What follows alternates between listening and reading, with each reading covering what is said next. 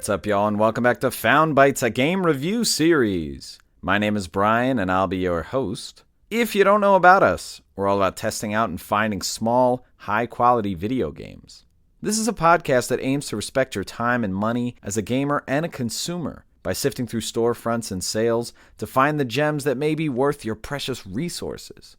If you're interested in reaching out or helping out, feel free to email us at foundbytesgrs@gmail.com, tweet at foundbytesgrs, and also rate and subscribe to us on whatever podcast feed you're using. And we're now on YouTube. So if you or someone you know prefers to listen to shows on YouTube, please recommend them Found Bytes GRS on YouTube. But enough about the show. Let's get into our next game.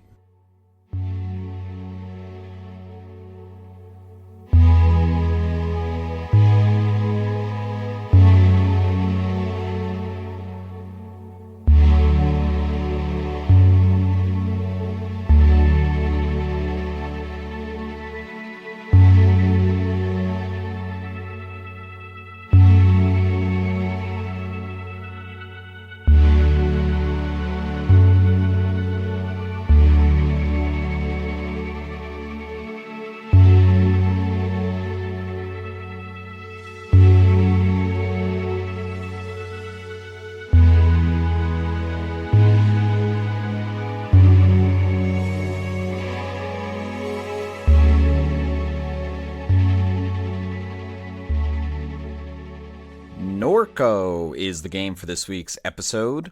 Norco is a point-and-click narrative adventure game, and a lot of similarities with the game that we just did, which is The Life and Suffering of Sir Brandt, 2064 read-only memories, coffee talk, but also Space for the Unbound in terms of the gameplay variation. A lot of similarities there. The game was originally released in March of 2022 on PC and Mac, and then November of 2022 on PS4 and 5, Xbox One, Series X and S. The game was developed by Geography of Robots, which is a small team from Louisiana. So shout out. This game is set in Louisiana, so definitely see their inspiration there.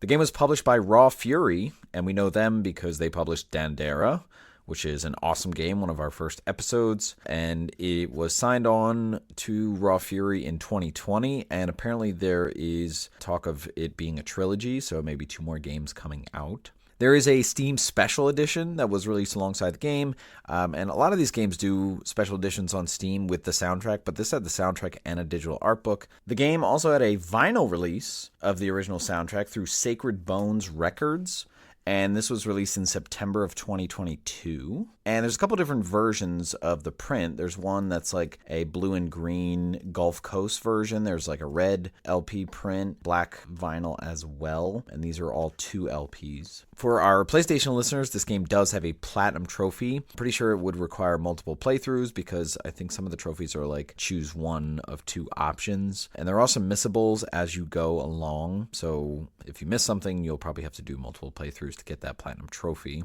The game was released with a price of $14.99 on Steam. I think $14.49 on console. I don't know why that difference. And I think that Steam Special Edition, I believe, is around $20. Those vinyl soundtracks that were released through Sacred Bones Records, they're available. All the different color prints are around $30. And these were like a limited print. Some of them are like 500, but I'm looking at the website now and you can still order them. So I might actually jump on one of the Gulf Coast print for $30. I don't know what shipping is, but I do like some of this music. It's very bone chilling, so I may jump on that. Runtime of the game, straight through with the story, not kind of lingering or doing any optional things, about 6 hours. But if you want to take your time, be really thorough, try to get some of those trophies, get some of the optional things, might take you close to 10. Me, I got this on PSN, and I've been playing it on my PS5. I got it for $8.69 on sale, and I've put in probably a little more than 5 hours. There are 3 acts in the game, and I just got into the 3rd act, so I'm pretty far along. And in terms of recommendation, no one really pointed this game out. I hadn't seen anything about this. It was just on sale. I had an interesting vibe to it. Definitely the art style. Again, a lot of the gameplay variation. Definitely a little more active than Life and Suffering of Sir Brandt, but I was definitely intrigued by the setting, so I decided to check it out.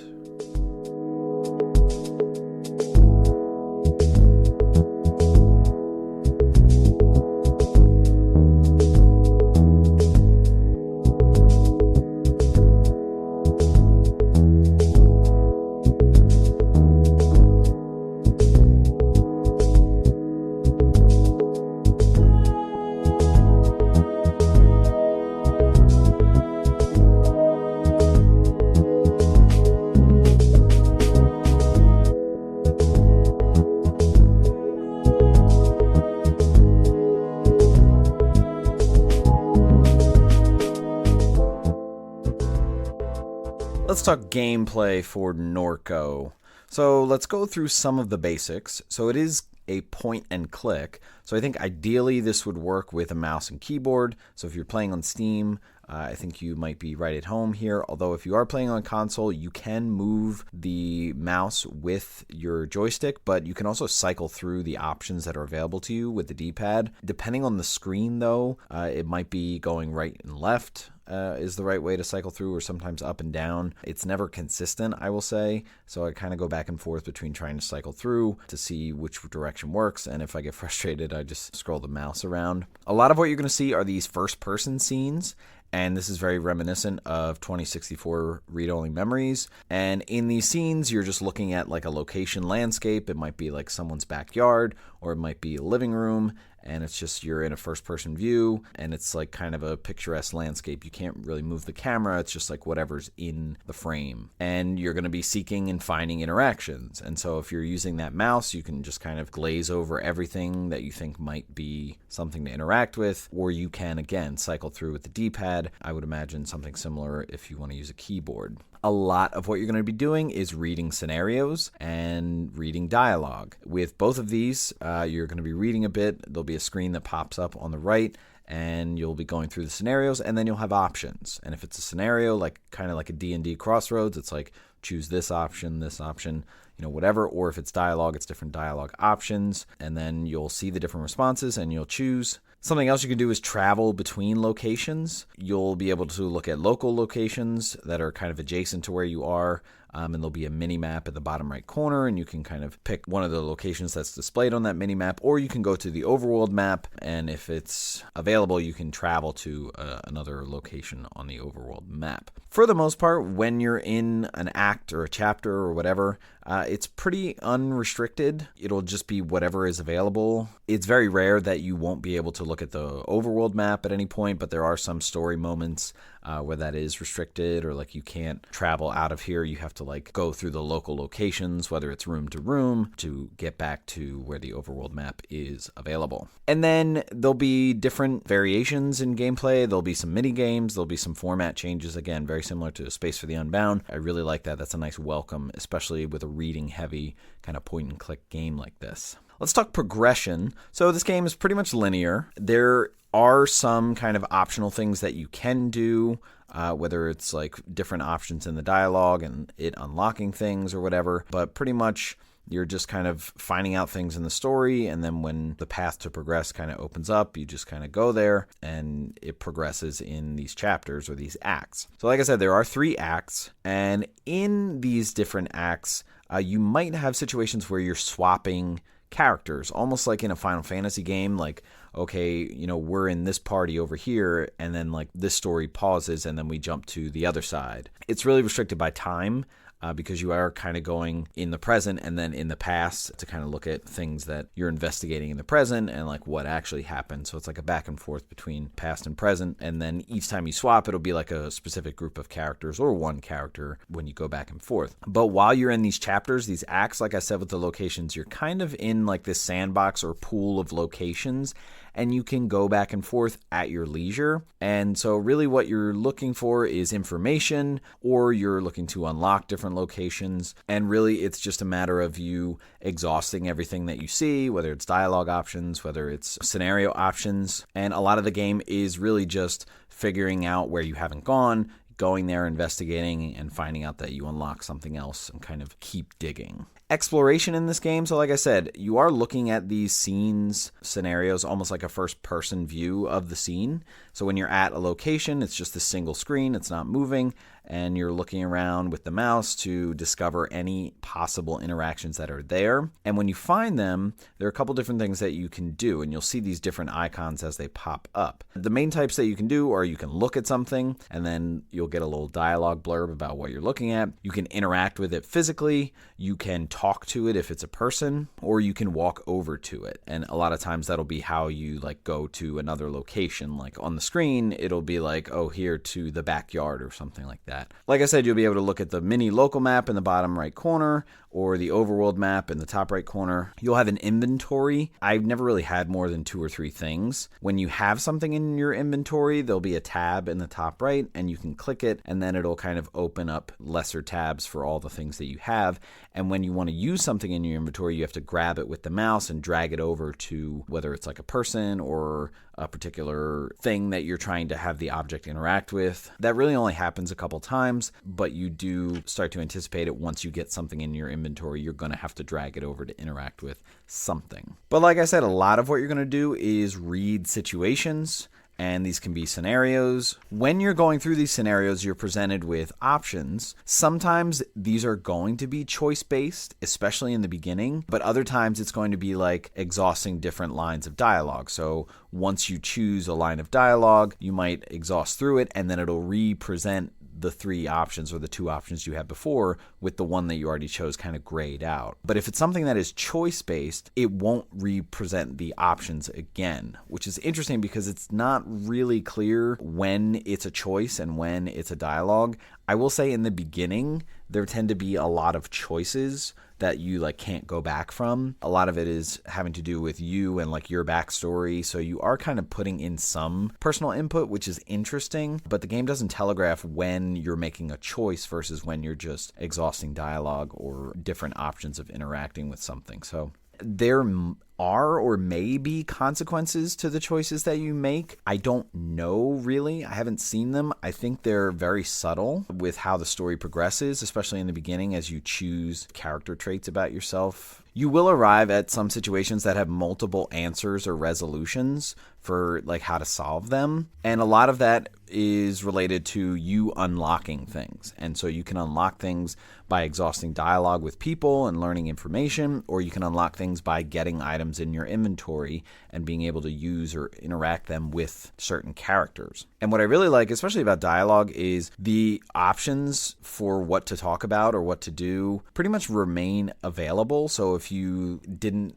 exhaust all the dialogue with a particular character, especially within a chapter, you can pretty much always go back to them and just cycle through their dialogue again, especially if it's information that you need. So a lot of what this game is sort of this back and forth cycle of exhausting options, whether it's interactions with a particular object at a location or whether it's dialogue options, unlocking things by getting information or getting things in your inventory. Sometimes you will encounter puzzles or need codes. You will have characters, so obviously your character, but you will eventually start to interact with NPCs and they will come along with you for a little bit, and so they're going to be added to your quote-unquote party. And so on the left side of the screen, you'll see portraits of the different characters, almost like from Baldur's Gate or Icewind Dale, those CRPGs where you see your characters' avatars on the one side. And so once they're added to your party, they kind of travel with you wherever you go, the different local locations or the overworld map. And when you look at the screen, you can click on the different avatar pictures and you can talk to them. And a lot of times they're going to give you context for whatever current location you're at, how they feel about it. But also if you're ever lost or don't know what to do, you can talk to one of them and they'll be like, hey, we need to go do this. Why are we sitting around? So it is helpful for context if you lose your way. They will come into your party and leave your party for a finite time as the story progresses. I did have people add, subtract, especially as you go to a different act. But if you look at the pictures of your different characters, in the top right corner, you will see kind of a vague white block that's a notification that they have new dialogue, which is really good because that can help with the story. It can help trying to figure things out. It can help you learn about the characters and their involvement. There is also your portrait, which is actually hand drawn as a smiley face, which is an interesting art choice there. But you can click on your picture and it'll bring up something called the mind map. It's this kind of complex web of all the characters that you've met and are involved in what you're trying to figure out. And it'll show their pictures grouped by who they're close with, but then it'll show lines connecting, who's connected and how. And whenever you get more information, you'll get a notification on your picture that there's new information in the mind map. And when you click it, you can click on all the characters that come up on the mind map, and you'll get a little blurb of something that you've learned or new options to investigate things that and make your own connections. So this is really good. It's again, especially helpful for getting context if you forget who certain characters are and they keep talking about a character. But also it's a good directive for when you find new info, you go in here, you click on something that's kind of highlighted new, and then you can kind of get a clue about what you need to do vaguely or where you need to go next. And there are alternate sequences. I'm making this comparison with Space for the Unbound. There are different things that you're going to do. It's not just going to different scenes and pointing and clicking on things. You're going to get into fights.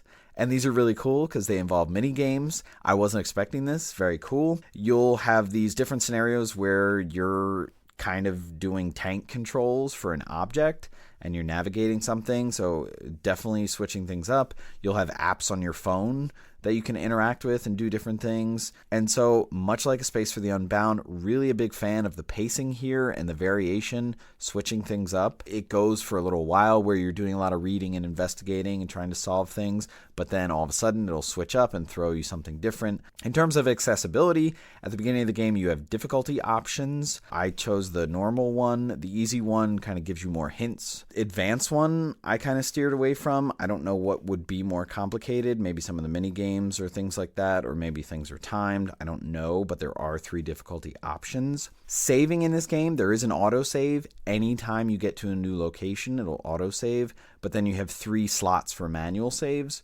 So maybe keep that in mind, especially if you're a trophy hunter. There are things missable even within a chapter. Like if you leave a location, it's possible that you won't be able to go back. And there are a lot of options for how you want things to work gameplay-wise and display visually. Because this is a narrative-based game and there's a lot of reading, there are a lot of text options. So text speeds, there are a lot of different options there. Font size, font color, the spacing between letters. So I really like that because it's kind of self-aware that it is a text-based game, and so anything that can kind of, make it a little easier for you to read things, it's really presenting you with all of those options, and I really do praise the game for doing that.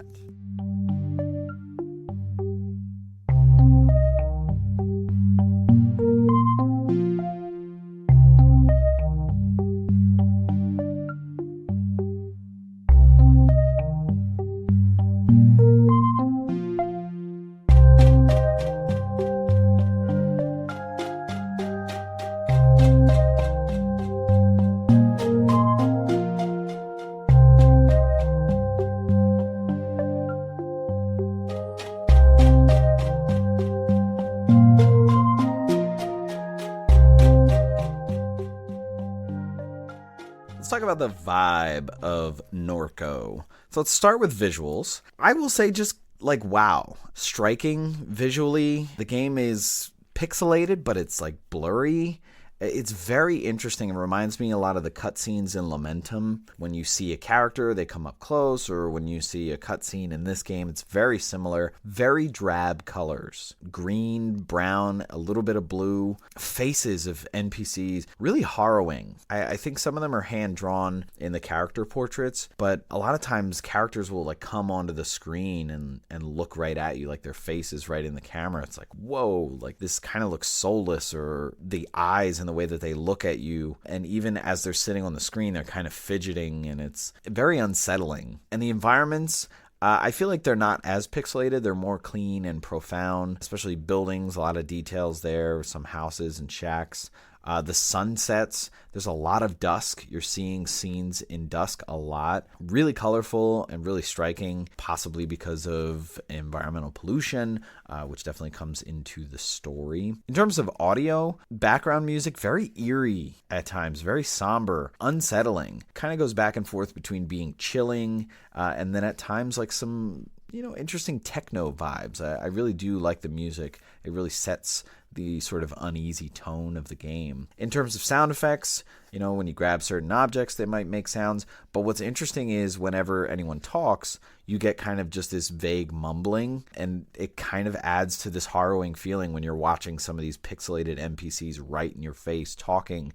You're just hearing a murm, murm, murm, murm, and it can be unsettling, I gotta say. In terms of setting and story and themes, so this is set in the Louisiana Bayou in kind of a small I guess, suburban town, or just, I don't want to say slums or like Hicksville or anything like that, but it is like houses are kind of spaced a little bit. It is kind of grungy, again, with the colors like green and brown, lots of those colors. You will go to different shacks or rundown homes. There's definitely talks about different floods that have happened in the area. You're definitely going to see NPCs with financial hardships, substance abuse. The dialogue in this game is actually really good. It's funny. There's some really funny situations. A lot of poop humor. So if you're anyone that likes poop humor, I got like sometimes I was just laughing so hard at like some of the things that you can find in the dialogue options that people say. But a lot of other things, like there's this weird vibe of maybe there's like cult things going on. A lot of the locals really incompetent, really say some stupid things. Really interesting, the layout of what's going on. And it's kind of culminating in this business that's there, the Shield oil refinery. Shield's the name of the company. And so that really adds some interesting layers to the setting, because there's something about this company. They're like taking land from people. They're trying to buy out land from people. But there's, pollution. Obviously, it's oil refinery.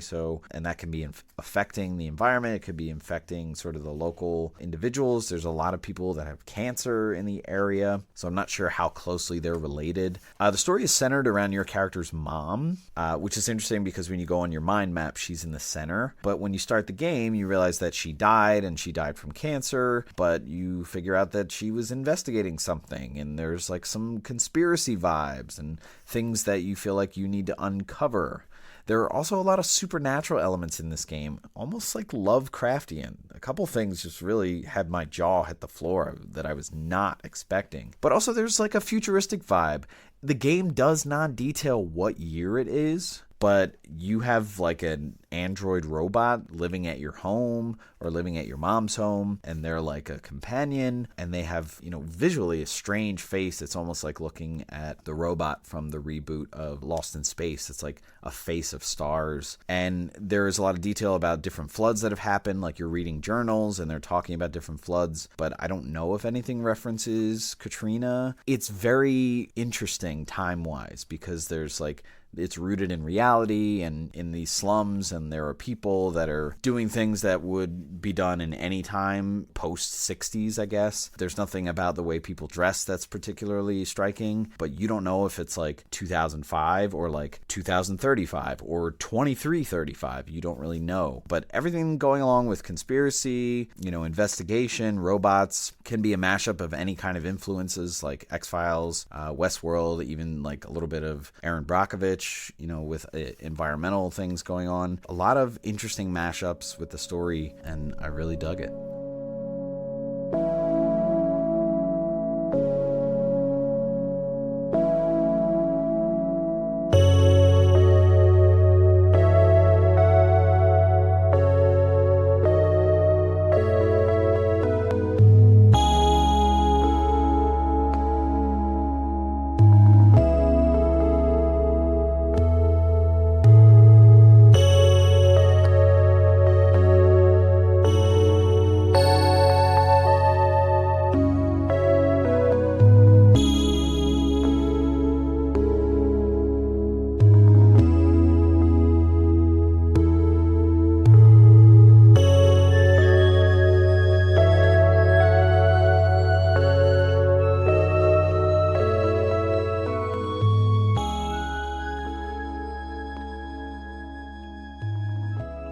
All right, let's wrap up the conversation about Norco. This is an interesting game. The story and the setting, I feel, are really intriguing.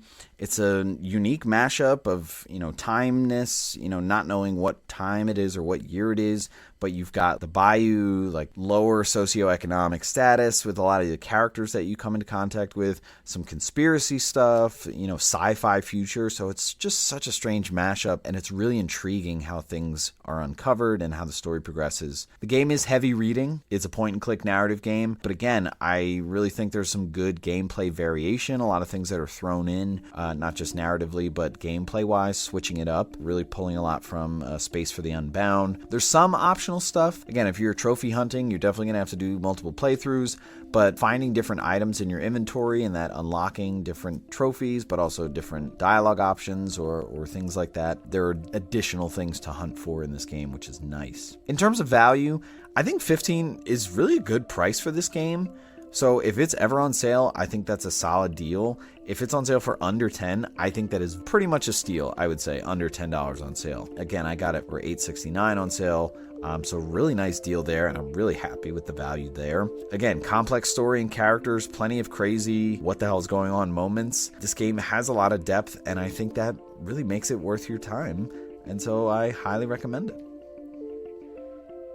All right, that's going to wrap it up for this episode. Stay tuned for our next episode to see what new game we found for you.